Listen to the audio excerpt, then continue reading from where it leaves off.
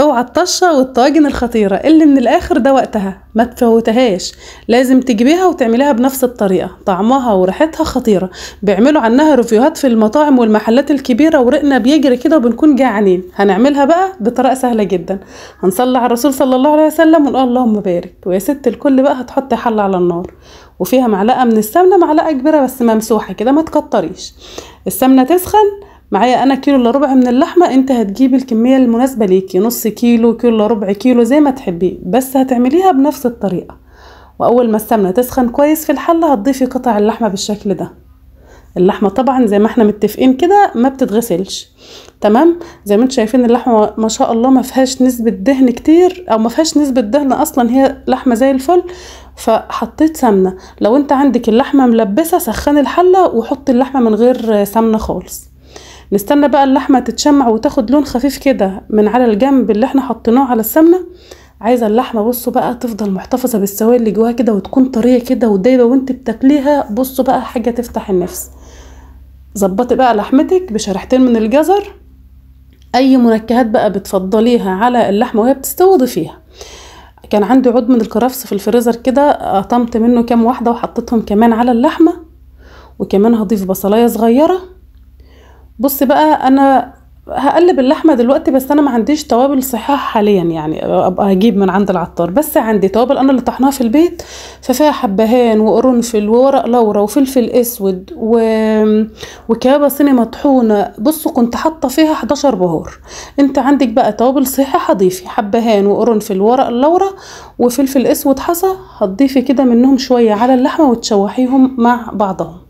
انا عندي التوابل دي زي ما قلت لك مطحونه، فهضيف نص معلقه صغيره وهديها بقى تقليبه بعد ما اتحمصت من الجنب التاني كمان، وريحتها بجد خطيره. بصوا يا جماعه تحفه جدا.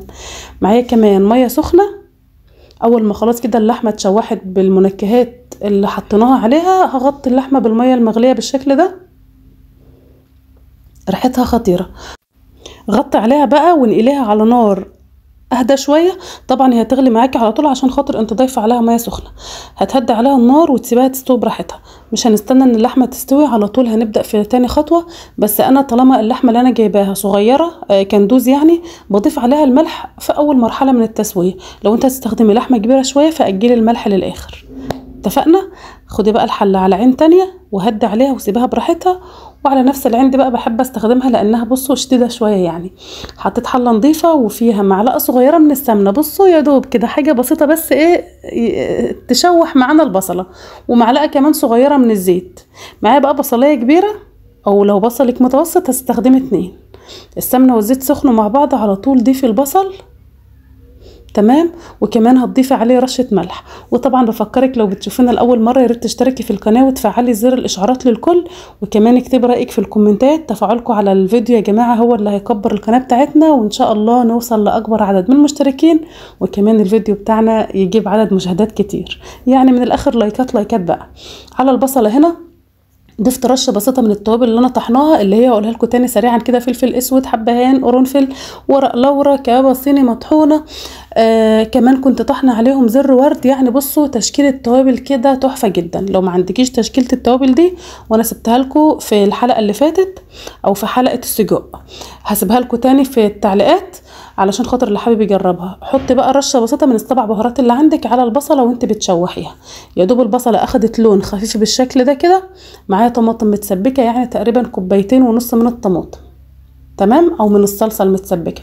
هحطها على البصله وهتبل برضو الصلصه بالتوابل اللي عندك بقى واللي بتحب تضيفيها على اكلك.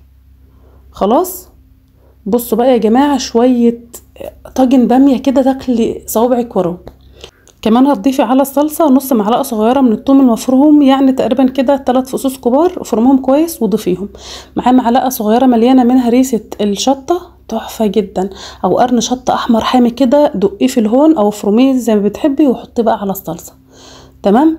الصلصه بس كانت لسه في حته منها او قطعه متجمده، فهسيبها بس تغلي غلوتين كده مع نفسها قبل ما اضيف عليها الباميه. تمام.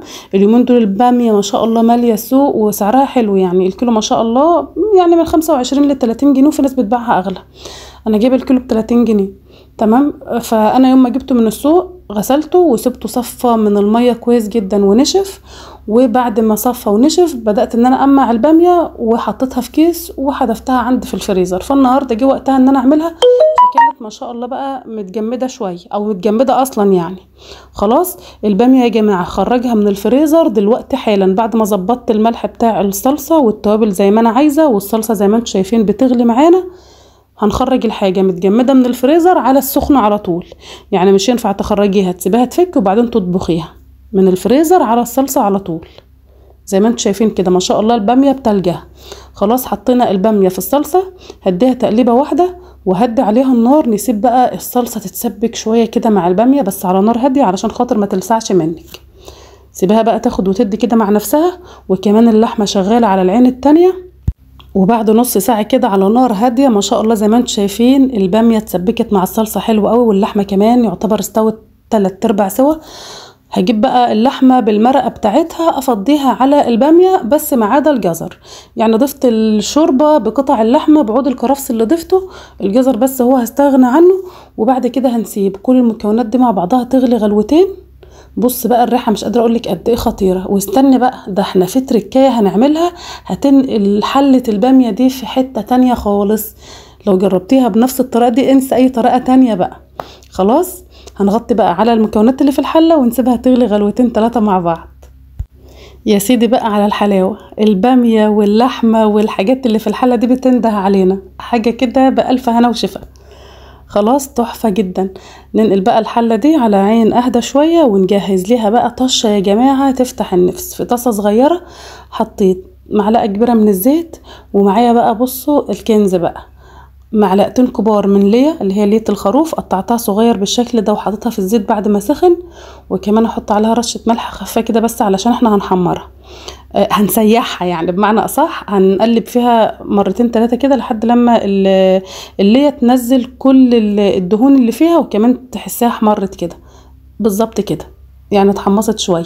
معايا بقى معلقه صغيره مليانه من التوم حطيتها عليهم على طول، وهبدا بقى ان انا اقلب التوم بقى بالليه. يا سلام يا سلام، تاكلي شويه باميه بطشه ضاني يا جماعه تحفه جدا.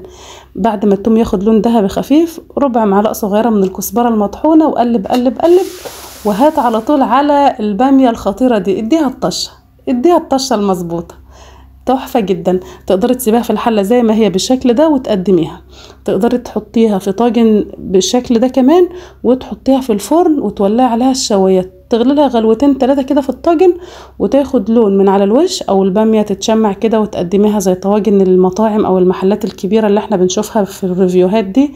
مطعم فلان بقدم مش عارفة طاجن بامية بالشيء الفلاني، طب وعلى ايه؟ اهو طاجن البامية قدامك، اعمليه بنفس الطريقة دي بجد هتدمنيه تحفة جدا. بألف هنا وشفا. مستنية ارائكم تحت في الكومنتات، واتمنى كل اللي قدمه يعجبكم، ومع السلامة. شايفين بقى الجمال؟